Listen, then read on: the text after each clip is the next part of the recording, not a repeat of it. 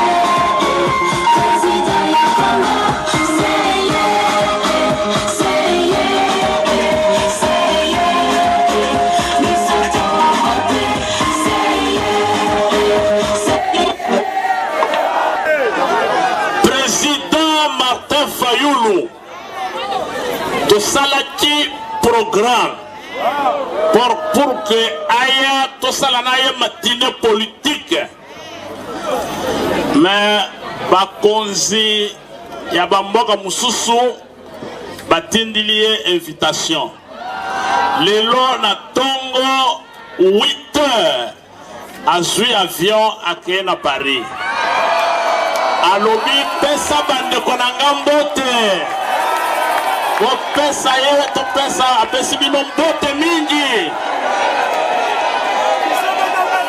alobi secrétaire général kende okende komona omema bapanzi sango po balakisa na monde entier que Martin asila te. Est-ce que Martin Fayulu asila? Est-ce que Martin Fayulu asila? Martin Fayulu akosila te. Oyo alingi Martin Fayulu asila asala mokili na ye.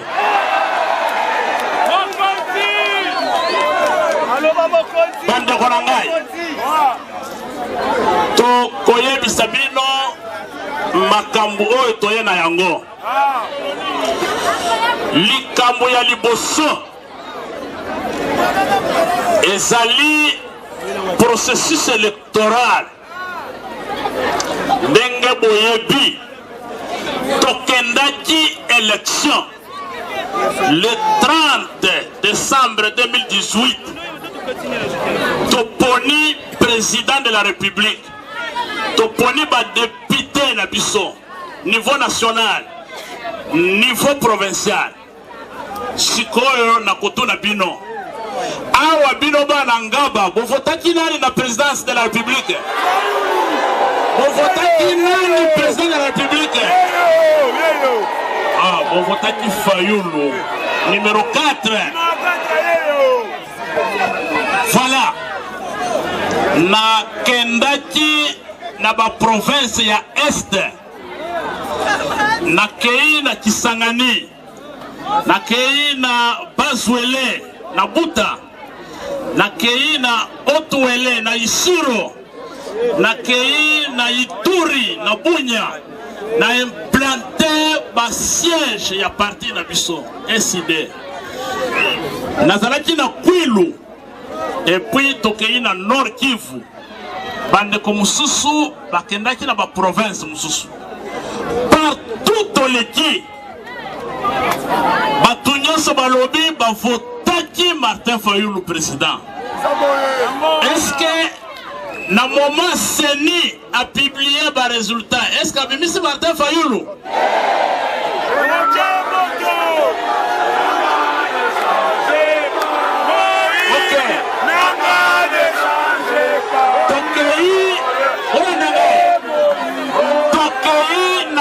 constitutionnel. Est-ce que la Cour constitutionnelle a mis ça qui Martin Fayulu Moutouba Votaki? Voilà.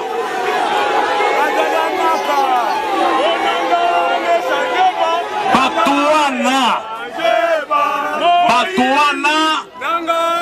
biso to voter Martin Fayulu. Bango bazui résultat. Monique Martin Fayulu a gagné l'élection 62%.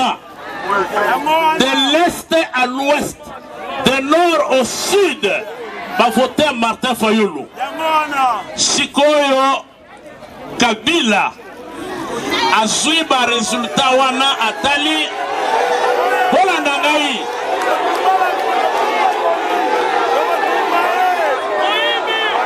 Kibino. Kabila a joué un résultat. Atali a lobby. Oh, mais Fayulu oyo bimi président. Pendant na botama atikala kopesa ngambo tete. Sikoyo na kopesa ye pouvoir ndenge nini. Ekomi ya ye ya kopesa. Alobi ngana kopesa na kotiki la Martin Fayulu victoire te. Akei abengi ndeko na biso. Abengi ndeko na biso. Apesi Holanda ngai. Apesi mukumba ya Moyibi.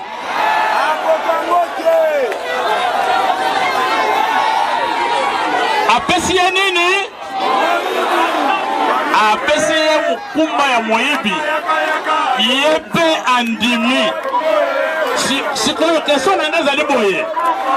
Soki bapesi yo mukumba Moyibi, ondimi yango yo komi nani? Okomi nani? Est-ce que bino bokolinga mboka na biso totika yango na maboko ya Moyibi? Est-ce que bokolinga yango? Yango wana bomoni tozo tellement na vérité de quoi? Vérité de quoi? Bandako nanga bolanda. Biso tolobi, biso bana ya SID. Bokita, bomata, pona biso Félix Tshilombo azali président. Est-ce qu'azali président na biso? Est-ce qu'azali président na biso? Azali président na biso te. Président na biso to votaki kombo na ye Martin. Voilà, sikoyo. Monsieur Félix Tshilombo andemi mukumba ya Moyibi azali président na biso. Azali président na biso. Chers amis, jamais alors jamais tokotika mboko oyo na maboko ya Moyibi. Yango wana bomoni totelemi. Tobelaki tolobi ba Moyibi bayibi victoire ya peuple. Batu ebele baboyi kondima. Sikoyo ekomi na députation provinciale. Tola mukana tongo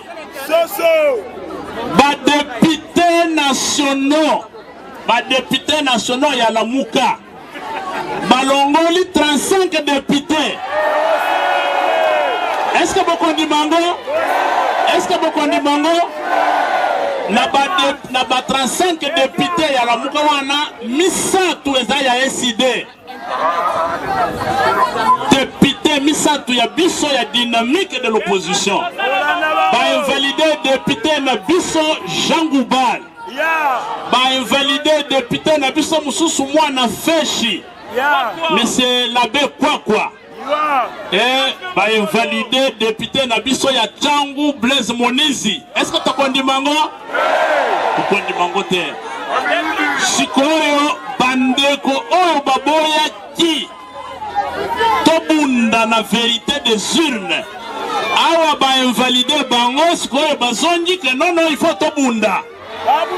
Yango wana tolobi soki nganga mayele ayebisi eloko il faut ndima yango.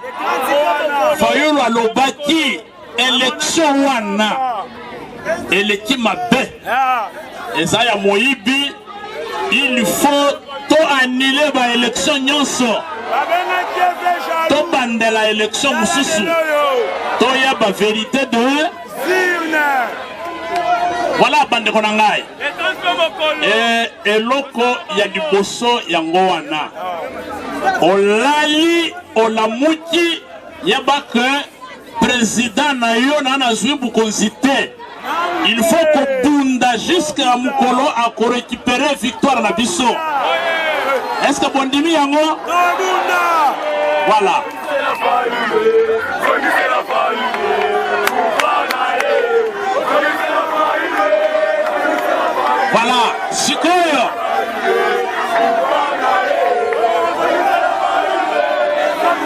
Sikoyo toza na rendez-vous mibale. Toza na rendez-vous mibale na mois de juin. Rendez-vous ya liboso le 23 mwana mboka Jean-Pierre Bemba zozonga. Biso bana ya SID il faut tokende koyamba ye. Est-ce que bondimi tokende koyamba mwana mboka Jean-Pierre Bemba? Makasi makasi na biso foto la kisango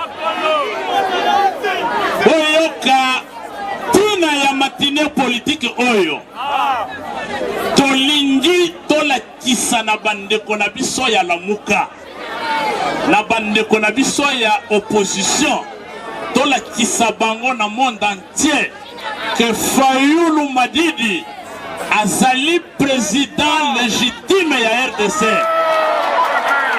Tole kisabango ke azali na parti politique munene SID.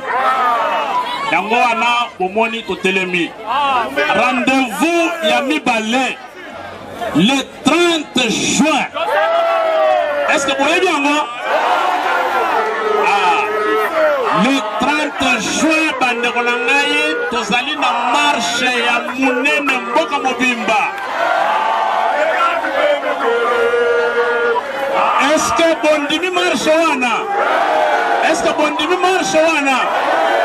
Voilà, commandant du peuple assez à lobby. Tokotelema ba ville nyonso. Bakende ko livrer bango.